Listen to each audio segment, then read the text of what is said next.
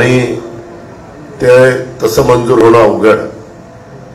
पण तुमच्या सगळ्यांच्यामुळे मी 5-6 वेळेला उपमुख्यमंत्री म्हणून काम करायची संधी तुम्ही लोकांनी मला दिली, महाराष्ट्राने दिली, महायुतीच्या सरकारमध्ये दिली आणि त्याच्यामुळं मला निर्णय घ्यायला काही अधिकार प्राप्त झाले. मी नेहमी महाराष्ट्रामधील कार्यकर्त्यांना सांगत असतो, लोकांना सांगत असतो की मिळालेल्या पदाचा उपयोग हा सर्वसामान्य माणसांचे प्रश्न सोडवण्याच्या करता झाला पाहिजे. पद येतात, पद जातात, कुणीच ताम्रपट घेऊन जन्माला आलेलं नाहीये. पण ज्यावेळेस पद असतं त्यावेळेस आपल्याला पण समाधान मिळालं पाहिजे की जितके काळ आपल्याला संधी मिळाली त्यावेळेस आपण खऱ्या अर्थाने लोकांचे प्रश्न सकाळी अर्ली मॉर्निंग उठून उशिरापर्यंत काम करून सोडवण्याचा प्रयत्न केला. ती माझी पॅशन आहे, तो माझा एक आवड आहे. मला विकासाची कामं करण्याचं मला त्याच्यातनं आनंद मिळतो आणि त्याच्यामुळं तुमचं माझं नातं तर 91 सालापासून सुरू झालं, तसं माझ्या छत्रपतीच्या कार्यक्षेत्रामध्ये 84 पासून सुरू झालं. तेव्हा माझं लग्न पण झालेलं नव्हतं आणि त्या लोकांनी मला आमदार केलं, नंतर कारखान्याला डायरेक्टर केलं आणि तुम्ही लोकांनी मला खासदार केलं. आणि त्याच्यानंतर मात्र त्याचा उल्लेख मगाशी आमच्या ॲडव्होकेट मनोहर चौधरींनी केला. तुम्ही अनेक जण त्याचे साक्षीदार आहात. कृष्णाजी यादव देखील त्या गोष्टीचे साक्षीदार आहेत, अनेक आहेत. मी त्याच्या आमचे प्रकाशराव वाघमोडे खूप जण आहात. पण मित्रांनो, आता वेगवेगळे प्रश्न मांडत असताना आमच्या नंदकुमार गुजरांनी सांगितलं की इथले रस्ते रुंद करा. गुजरजी, मी पिंपरी चिंचवडचा चेहरामोहरा बदलला. मी लोकांना वाऱ्यावर सोडलं नाही. मी तिथले रस्ते अक्षरशः 2 पदरी होते ते 8-8 पदरी केले. बारामतीमध्ये देखील फलटण बारामती भिगवण रोड 2 पदरी होता, तो 8 पदरी केला. कारण माझं स्वतःचं म्हणणं असं आहे की तुम्हाला तिथं पदावर काम करायची संधी मिळाली तर तुम्ही आउट गटकेचा किंवा तुमच्या टर्मचा विचार करू नका. तुम्ही 50 वर्षाचा विचार करा. आज मी बारामतीला खासदार आमदार होऊन मला 33 वर्ष झाली. काळ थांबत नाही, काळ चालूच असतो आणि त्याच्यामुळं आपल्याला हे निर्णय घ्यावे लागतात. त्याच्याकरता तुम्ही पुलाचा उल्लेख केला, तिथं अंडरग्राऊंड केबल टाकावी म्हणून उल्लेख केला. मी परवाच बाजारपेठेमध्ये मी दत्तमामा आम्ही आलेलो होतो. खरोखरच अतिशय अरुंद अशा प्रकारची ती बाजारपेठ आहे. मी बारामतीमध्ये अनेक बाजारपेठा रुंद करण्याचा प्रयत्न केला, बाहेर लोकांना आणण्याचा प्रयत्न केला. शेवटी तुमचा धंदाही झाला पाहिजे. तुमच्या इथं रेट रास्त असतात, तुम्ही सचोटीनं काम करता. हे सगळं करण्याच्या करता निधी देण्याची जबाबदारी माझी. पण कुणी तिथं आडवं येता कामा नये. हे माझं काढायचं नाही, कुणी कोर्टामध्ये जाऊन स्थगिती आणायची, मग कामं होत नाही. त्याच्यामध्ये तुमचं पण स्थानिकांचं सहकार्य पाहिजे. थोडंसं आपल्याला वाईट वाटतं पण लॉंग टर्मचा फायदा होतो. त्या बाजारपेठेमध्ये जे ग्राहक आहेत त्यांना फिरायला सोपं झालं, त्यांचं वाहन जायला यायला सोपं झालं तर तेही समाधानी होतात. आपल्या इथं एका बाजूने वाहन शिरलं तर दुसऱ्या बाजूने दुसरं वाहन आलं विरोधी बाजूने तर सगळं जामच होऊन जात आहे. त्याच्यामुळं तुमची तयारी असेल तर मामांशी बोला. मी त्याच्यामध्ये तुम्हाला तिथं सहकार्य करायला तयार आहे. त्याच्यामध्ये तुम्ही मधल्या काळामध्ये बऱ्याच दिवसाची मागणी होती करमाळा इंदापूर पूल. खरोखरीच इतक्या कमी वेळामध्ये मी माझ्या बारामतीमध्ये देखील कुठली मंजुरी 382 कोटीची देऊ शकलो नाही. पण एखादी गोष्ट जर साधून आली, घडून आली, योग आला तर काय होऊ शकतं. कारण त्याच वेळेस लगेच बजेट होतं, लगेचच प्लॅन एस्टिमेट झालं, अधिकाऱ्यांनी तत्परता दाखवली, आम्ही त्याला मंजुरी द्यायला तत्परता दाखवली. एकनाथराव शिंदे, देवेंद्र फडणवीस यांनी त्याच्यामध्ये पूर्णपणे मुभा दिली आणि त्यामुळे हे काम झालं. त्याच्यातनं तुमचा व्यवसाय वाढणाऱ्या व्यापाऱ्यांचा, तुमचा त्या ठिकाणी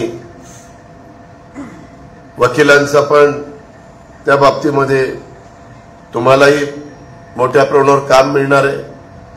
मला दुसरं एक सांगायचं आहे, आमच्या इथं केलेल्या कामाच्या बाबतीत लोक रिस्पेक्ट देतात. ते कुठल्याही पक्षाचे असले तरी म्हणतात दादाला मतदान करायचं, दादा कामाचा माणूस आहे. इथं एवढं मोठं काम केल्यानंतर त्या कामाला अजून 15 दिवस पण झाले नाही, तो पण भरत शेठने टंडीशी उडी मारली. मी त्यांच्या घरी बसलोय, मला म्हणले दादा एवढं काम करा. काम झाल्यावर इतकं समाधान व्यक्त केलं.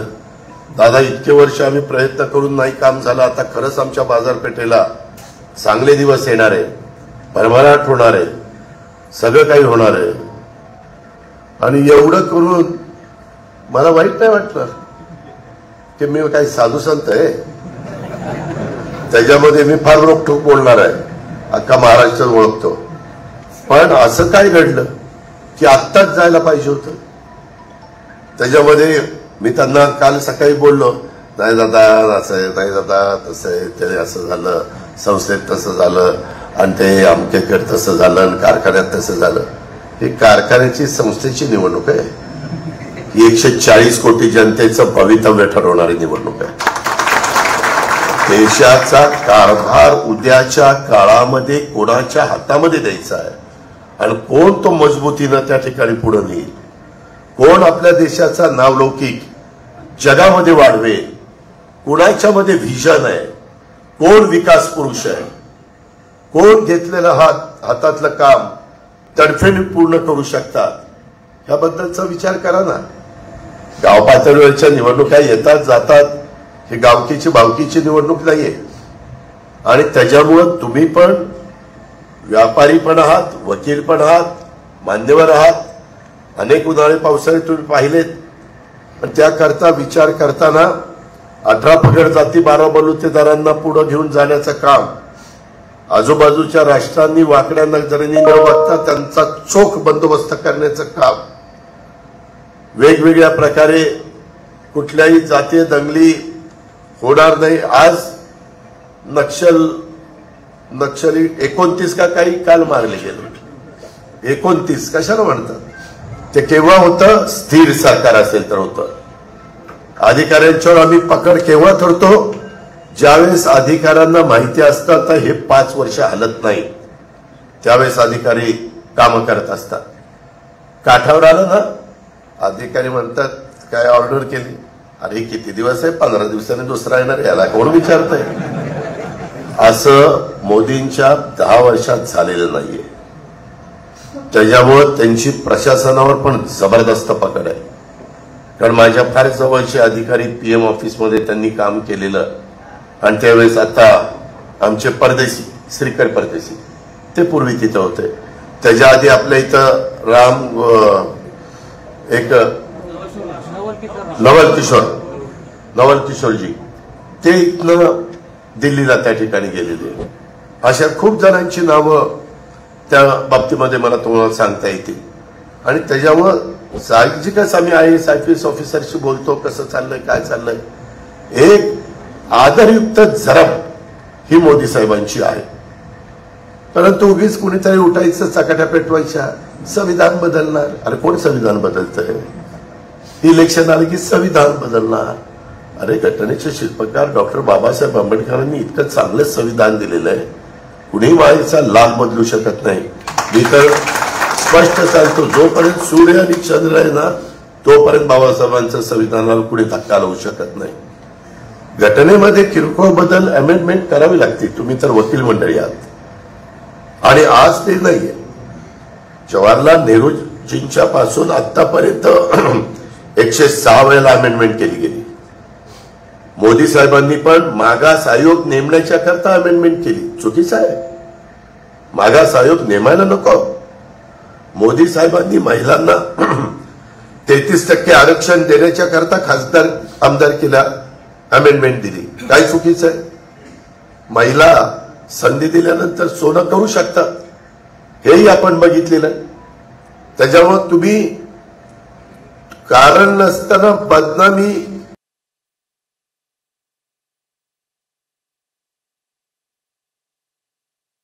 केली जाते, मग काही त्याला हात लावायचा, नाही बदलणार. अरे काही नाहीये, काही नाही म्हणायचं. आता ही शेवटचीच निवडणूक आहे, हुकुमशाहीच येणार आहे. अरे त्या अमेरिकेमध्ये हुकुमशाही नाही आली. जी काही आखाती राष्ट्र आहेत जिथं राज्य कारभार केला जातो, राजे, तिथं हुकुमशाही आहे, पण दुसरीकडे नाहीये. परंतु कुणी पुतीनचं नाव द्यायचं, कुणाचं नाव द्यायचं. अरे लोकशाहीमध्ये तुम्हाला तुमची मतं मांडण्याचा अधिकार आहे म्हणून काही तुम्ही सांगणार, काही आरोप करणार, काही चिकलफेक करणार. त्यामध्ये खरं काय ते सांगा ना. मागाशी कोणतरी म्हणालं की ओठात तेच आमच्या पोटात, पोटात त्याच आमच्या ओठात. परंतु ओठात एक, पोटात एक, प्रत्येक ठिकाणी तुम्ही राजकारण करणार. अरे आज मतदार तसा सुज्ञ झालेला आहे. म्हणून माझ्या वकील मंडळींना माझी विनंती आहे, तुम्ही वकील मंडळींनी पण अनेक गोष्टी सांगितल्यात, मी थोडंसं जाताना येणार आहे त्याच्यावर. त्याचबरोबर आमच्या नंदकुमार गुजरांनी सांगितलं, संदीप वासिंबेकरांनी सांगितल्यात. त्याच्यामध्ये जीएसटी काउन्सिलचा रेट एक असावा, GST one nation one tax. काय चुकीचं झालं हे आता नाही, डॉक्टर मनमोहन सिंगाच्या पासून चाललेलं होतं, मी त्याचा साक्षीदार आहे. आमच्या त्यामध्ये जीएसटी काउन्सिल असतं, त्याच्यामध्ये 10% लावलं पाहिजे, 12% लावलं पाहिजे, 16%, 24% लावलं पाहिजे. ते खासदाराच्या हातात नसतं. जीएसटी काउन्सिलचे मेजॉरिटी अर्थमंत्र्यांनी सांगितल्यानंतर आमचे अध्यक्ष असतात, फायनान्स मिनिस्टर सेंट्रलचे निर्मला सीतारामन, आणि मग तो सर्वस्वी फायनल अधिकार त्यांचा. आम्ही ज्यावेळेस बसतो त्यावेळेस आम्ही पण बघतो किंवा कुठं काही बाबतीमध्ये गुजर साहेब ते टॅक्समध्ये वेगवेगळे करावंच लागेल. गरीबातल्या गरीब माणसापासून जी लोक ज्या वस्तू खरेदी करतात तिथं टॅक्स आम्हाला नॉमिनल लावावा लागतो. ज्यांची ऐपत आहे, लक्झरियस जीवन जगतात, 5 स्टार हॉटेलमध्ये जेवतात, राहतात, त्यांच्याकरता आम्हाला 24% टॅक्स लावला पाहिजे. कारण त्याशिवाय ही डेव्हलपमेंट होणार नाही. हे जे काही रस्ते झालेत, पालखी मार्ग झालेत, नॅशनल हायवे झालेत, अटल सेतू सारखे ब्रिजेस झालेत, वंदे भारत ट्रेन सुरू झाल्यात, हे जे काही होतंय त्याला इन्फ्रास्ट्रक्चर उभं करायला पैसा लागतो. बुलेट ट्रेन, त्याच्यामध्ये मेट्रो, काही ठिकाणी टनेल, काही ठिकाणी वरून, काही ठिकाणी जमिनीवरून, हे सगळं करायचं म्हटलं तर त्याला इन्व्हेस्टमेंट करावी लागते. तुम्ही तर व्यापारी आहात, तुम्ही लोकांनी इन्व्हेस्टमेंट केले तर तुम्हाला त्याच्यातनं रिटर्न्स मिळतात. आणि तुम्ही ठरवता, आम्ही म्हणतो अरे बाबा रे, शेतकऱ्यांनो शेतीच्या पद्धतीनं, शेतकऱ्याच्या पद्धतीनं वागू नका, व्यापारी दृष्टिकोनातनं शेती करा तर तुम्हाला परवडेल. हे आम्ही कित्येकदा सांगतो. जे तुमचं चांगलं आहे त्याचं आम्ही कौतुकच करणार. पण हे जे तुम्ही टॅक्सच्या बाबतीत, आता महाराष्ट्रातलं माझ्या हातात आहे, SGST माझ्या हातात आहे, CGST त्यांच्या हातात आहे. त्यामध्ये मला तुम्ही व्यवस्थित सांगा. मी जीएसटी कमिशनर आणि माझा फायनान्स सेक्रेटरी, तुम्ही, मी, आपण बसू समोरासमोर आणि काय कुठं आपल्या हातात असणाऱ्या गोष्टी दुरुस्त करायच्या असतील आणि ते आमच्या सगळ्यांच्या फायद्याच्या असतील, तुमच्याही फायद्याच्या असेल, जरूर करू. त्याबद्दल दुमत असायचं काही कारण नाही. त्याच्यामध्ये संदीप वासिंबेकरांनी पण सांगितलं, प्रामाणिक व्यापारी आहे म्हणूनच आमचा तुमच्यावर विश्वास आहे. पण भरत शेटकर बघितल्यावर प्रामाणिकपणा दिसत नाही. प्रामाणिक आहे, 4 दिवसात गडी बदलतो, कशाचं प्रामाणिक असं नाही. आम्ही दिलेला शब्द पाळतो तसं तुम्ही पण पाळा ना.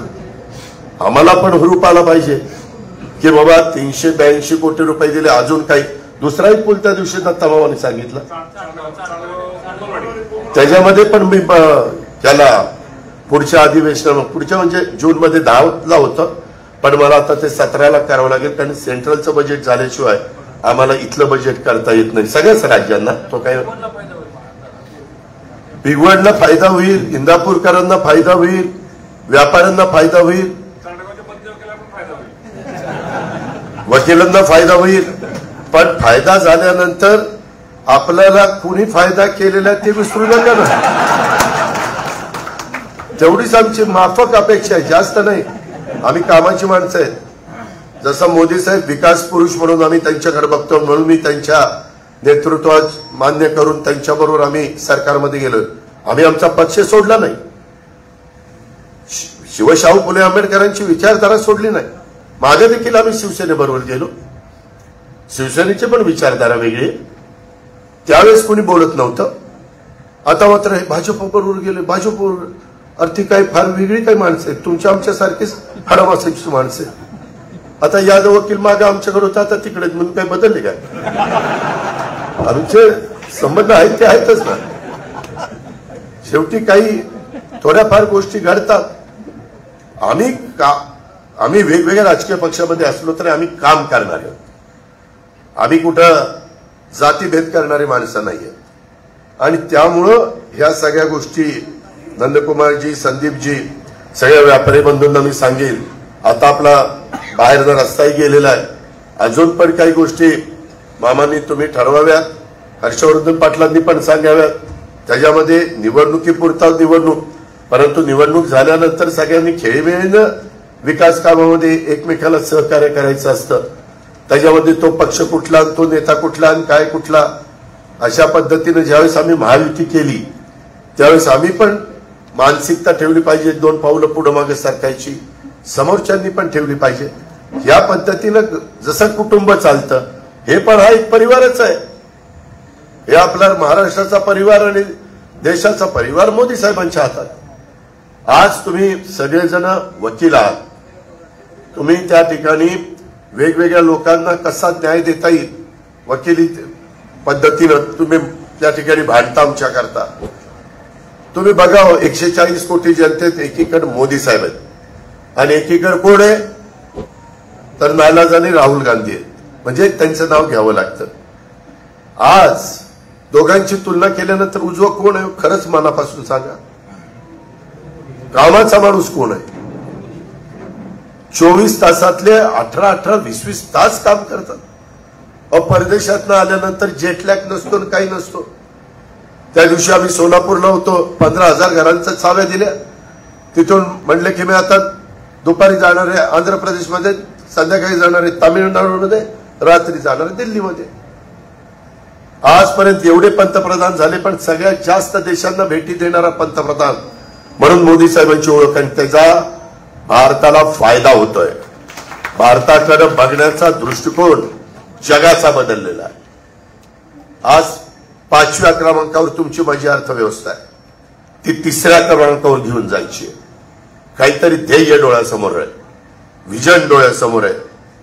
ह्या गोष्टीचा विचार माझ्या इंदापूरकरांनी केला पाहिजे. भावनिक मुद्दे आणतील, भावनिकनं आपले प्रश्न सुटणार नाही.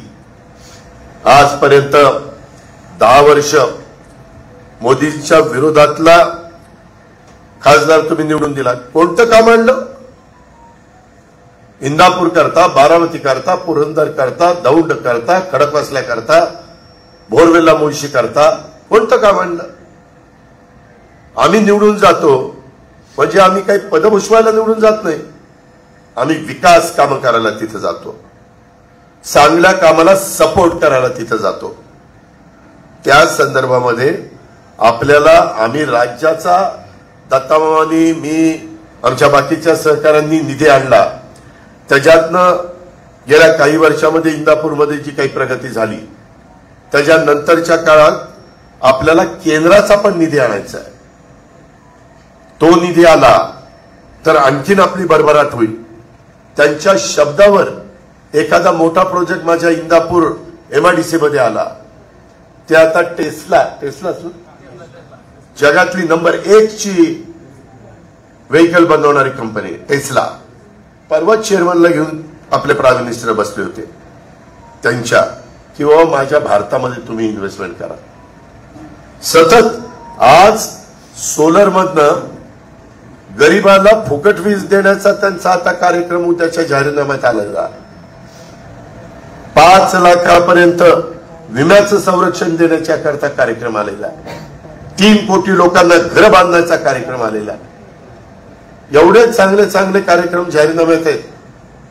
अशा पद्धतीनं ते चाललेलं आहे.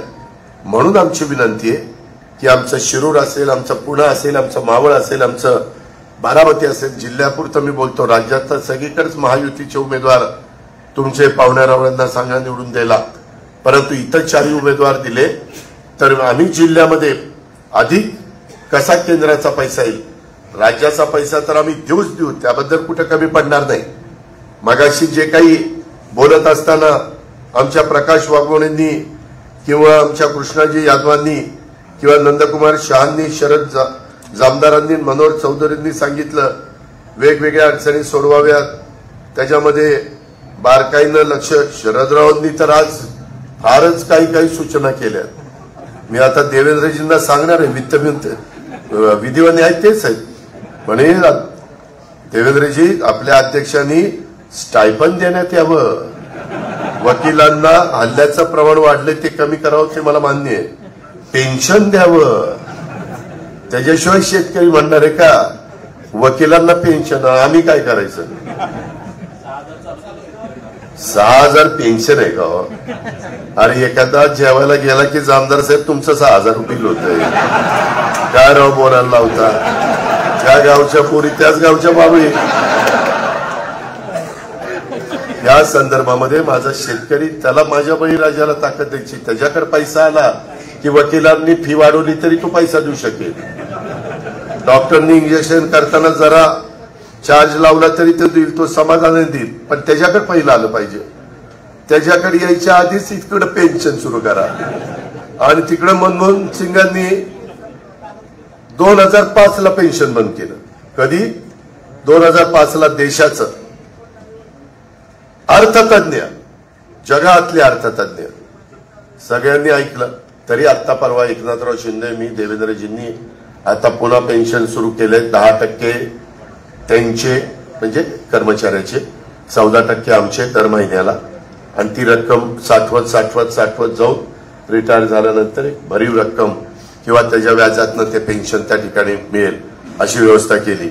पण जामदार साहेब, मला शरदराव, तुमच्या नावातच शरदराव आहे म्हणल्यावर तुमचं मला ऐकावंच लागेल. तर वकिलांच्यावर हल्ल्याच्या प्रमाणाचा मुद्दा तुमचा रास्त आहे. कुणालाही कायदा हातात घेण्याचा अधिकार नाही. डॉक्टरांच्या बाबतीत जसं केलं त्याबद्दल हे करूया. माझ्या स्टाफने त्याची नोंद घेणं आणि बाकीच्या बाबतीमध्ये म्हणजे बरोबर आहे, प्रत्येक जर आपला व्यवसायाचा विचार करतो, त्याबद्दल मला काही बोलायचं नाही. पुण्यामध्ये 11 ते 5 थांबावं लागतं, ऍडव्होकेट नंदकुमार शहांनी सांगितलं, आणि त्याचा बऱ्याचशा जणांनी उल्लेख केला, यादव वकिलांनी पण केला. दर आठवड्याला म्हणजे यांनी सांगितलं की ऍडिशनल कलेक्टरांचं सिटिंग बारामतीमध्ये ठेवावं, 300 वकिलांचा जायचा खर्च वाचेल, आणि दौंड, इंदापूर, बारामती तिथं होईल. पण यादव वकिलांनी सांगितलं की दर आठवड्याला प्रत्येक तालुक्याला अतिरिक्त जिल्हाधिकारी यांचं सिटिंग ठेवावं. आमचे तालुके आहेत 13, आमचा ऍडिशनल कलेक्टर आहे 1, रोज 1 वाट द्यायचा म्हणलं तर 13 दिवस तो पुण्यातच बसणार नाही.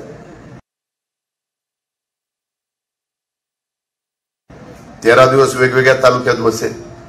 त्याच्यावर ते मला जमेल का नाही त्याबद्दल शंका आहे. पण काहींनी जे सांगितलं, विशेषतः नंदकुमार शहांनी, की सिटिंग 3 तालुक्याला मिळून 1 ठेवलं तर ते जरा व्यवहारी होईल, तर ते पहिलं ते करू, आणि मग नंतर, कारण आपला पुणे जिल्हा इतका मोठा आहे, बाकीचे जिल्हे, आपला पुणे जिल्हा, सोलापूर जिल्हा, नगर जिल्हा फार मोठे तालुके आहेत.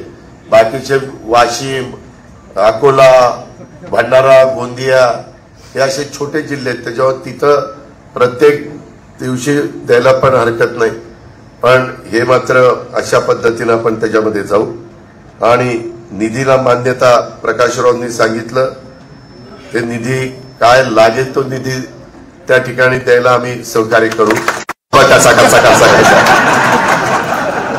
म्हणजे मला पण निधी द्यायला बरं वाटेल ना, नाही तर माझा हात आखडता येईल तेवढं. त्याच्यामध्ये अजून काही गोष्टी आहेत, परंतु वेगवेगळ्या अडचणी आहेत. तुम्ही ह्याच्याबद्दल एक बरंच बोलला, इमारतीबद्दल. मी वकील थोडंसं असं ठरवलेलं आहे की ह्याच्या आधी आम्ही इंटरफेअर जास्त करायचो नाही, पण तुम्ही महायुतीच्या विचारांचा खासदार निवडून दिला तर साधारण महिन्यातनं एकदा त्या तालुक्याला एसपी, सीईओ, जिल्हा परिषद, त्याच्यामध्ये असे सगळे अधिकारी तिथं हजर ठेवायचे आणि तिथल्या लोकांना जी कामं असतील ती तिथं झटझट झटझट. मला का कुठं असतो, पण कामं करायला फार आवडतं, आदेश द्यायला आवडतं. पण काय होतंय, मला अधिकाऱ्यांनाही आदेश द्यायची सवय झाल्यामुळे माझी कार्यकर्त्यांची कुचामणा होती.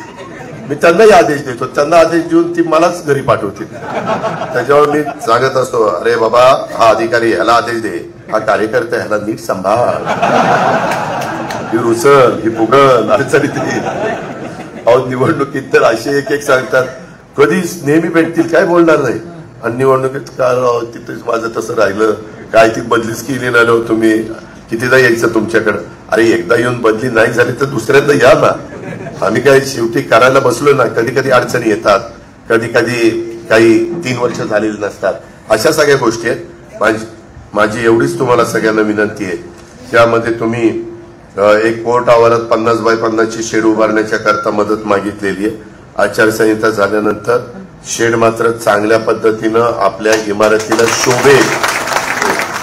आता खूप चांगल्या चांगल्या शेड केल्या जातात, तशा पद्धतीनं चांगलं डिझाईन ते बघून मी यादव वकील, मी ज्यावेळेस दर महिन्याला यायचा निर्णय घेतलाय त्यावेळेस मी इथं 6लाच अधिकाऱ्यांना घेऊन काही काही इमारती कुठल्या ते बघणार आहे, अनुभव बघतो त्याच्याकडे कसं काय.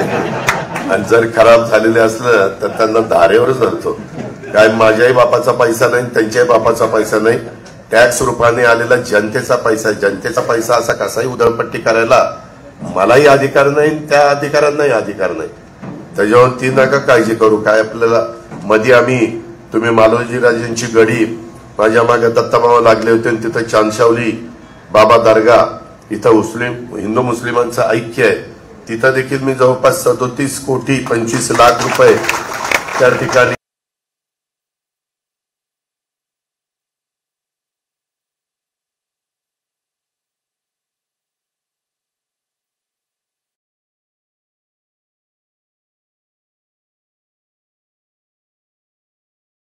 दिलेला आहे. त्याचाही प्लॅन आम्ही हेरिटेज वास्तू, म्हणजे तुम्हालाही कधी बघायला जावं लागेल अशा पद्धतीनं त्या गोष्टी आपण करू. परंतु स्थानिकांनी पण तुमच्या इथं जायंट्स ग्रुप, लायन्स ग्रुप नाही का, रोटरी काय, काही काही ठिकाणी आता डिवायडरला झाडं, बारामतीला तुम्ही बघा सगळी झाडं आमची जिवंत असतात, फुलं फुललेली असतात, छानपैकी तुमच्याकडे बघत असतात, त्याच्यामध्ये ग्रीनरी दिसते. इंडस्ट्री मोठी असते, मी चुकून व्यापार म्हणलो, इंडस्ट्री मोठी असते, त्यांनी CSR मधनं ते करावं अशी अपेक्षा असते. आणि मी जाताना येताना रात्री 12ला 2ला मी फार बारकाईने बघत असतो, कुठं दिसलं की दुसऱ्या दिवशी मग रोकडेचं काय खरं नाही. त्या अधिकाऱ्याला असा म्हणजे समजावून सांगतो की परत तरी ती चूक करू नये अशा पद्धतीनं सांगतो. तर हे 50 बाय 50चं पण आपण करू. नंतर तुम्ही जे इंदापूर न्यायालयामध्ये मेहरबान सिव्हिल जज सिनियर डिव्हिजन आणि मेहरबान अतिरिक्त जिल्हा व सत्र न्यायालय ठेवण्याकरता निधी, त्याबद्दल पण माझ्याशी आणि देवेंद्रजींशी संबंधित विषय आहे. माझी तुम्हाला विनंती आहे की तो प्रस्ताव माझ्या वित्त विभागाकडे येऊ द्या. मी जी काही रक्कम लागेल त्या पद्धतीनं त्याच्यामध्ये मदत करू. फक्त ती रक्कम दिल्यानंतर यादव वकिलांनी मागच्या इमारतीबद्दल जी बाहेरनं नाही आतनं, आम्हाला इमारत बाहेरनं पण चांगली पाहिजे, आतनंही चांगली पाहिजे, सर्व सुविधा युक्त पाहिजे, त्याच्यामध्ये सगळ्यांचा बारकाईनं विचार केला पाहिजे. या प्रकारे त्या गोष्टी तिथं असाव्यात ही माफक अपेक्षा माझी त्या बाबतीमध्ये आहे. त्याच्यावर इंदापूर तालुका बार असोसिएशनचे आमचे माधवराव असतील, धैर्यशीलजी असतील, अनिलजी असतील, आसिफजी असतील, संकेतजी असतील, वैजनाथजी असतील, विशालजी असतील किंवा जयश्रीताई असतील, या सगळ्यांनाच मी ग्वाही देतो की यामध्ये व्यवस्थितपणे मी तुम्हाला तिथं मदत केल्याशिवाय राहणार नाही. अशा प्रकारची मी आपल्याला विनंती करतो. माझी आपल्याला विनंती आहे की यावेळेस मतात तुम्ही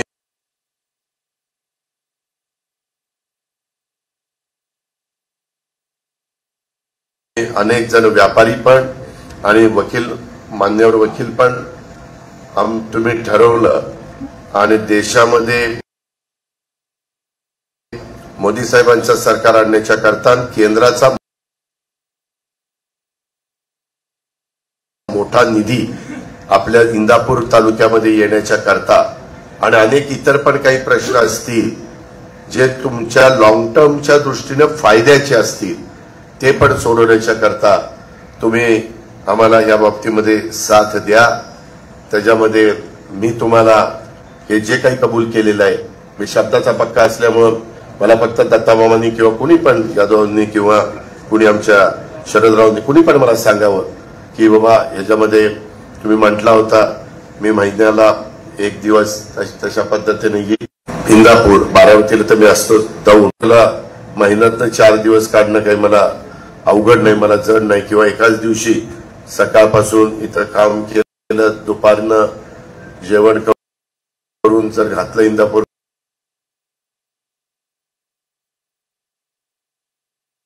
करांनी तर जून दौंडला गेलं, दौंडला उशिरापर्यंत थांबला, असं पण करता येईल. पण मी करीन, मी पुन्हा पुन्हा सांगतो की मला कामाची आवड आहे. आम्ही जो उमेदवार दिलाय तो पण योग्य पद्धतीने काम करेल. अजिबात कुठेही कुणालाही खासदार निवडून गेल्यानंतर आमदार लोकांची इच्छा असती, आमदार असणाऱ्यांची, आमदार होऊ पाहणाऱ्यांची, की त्या खासदारांनी पुढे आमच्या इथं ढवळाढवळ करू नये. तर मला जो काही गेल्या 40 वर्षाचा अनुभव आहे ते बघता ते ढवळाढवळ करतील असं मला वाटत नाही. ते तुम्हाला या निमित्तानं वेगळं वकिलांना घेऊन बसायचं होतं, वेगळं आमच्या व्यापाऱ्यांना घेऊन बसायचं होतं, परंतु इथं एकत्रच तुम्ही बसला त्याच्यावर म्हणजे मला तुमचा कुणाचा अनादर करावा किंवा काही कमी कळकळीची नम्रतेची विनंती आहे. बाकी काही तुम्ही डोक्यात आणू नका. फक्त मतदान करताना नरेंद्र मोदी साहेबांना डोळ्यासमोर आणा आणि त्यांना पंतप्रधान करण्याच्या करता कुठलं बटन दाबायचं. तर काही ठिकाणी महाराष्ट्रात तुम्हाला घड्याळ दाबावं लागेल, काही ठिकाणी तुम्हाला महाराष्ट्रात धनुष्यबाण दाबावं लागेल, काही ठिकाणी महाराष्ट्रात तुम्हाला कमळ दाबावं लागेल. ही तिन्ही खुणा बटन दाबल्यानंतर ते खासदार तिथं मोदी साहेबांना पाठिंबा देण्याला जाणार आहे. आणि मोदी साहेब नाही, एकाच ठिकाणी शिट्टी आहे परभणीला, ते आता मतदान आहे, मी जाणार आहे आता सभेला. एका ठिकाणी शिट्टी आहे. सूचना केल्याबद्दल धन्यवाद.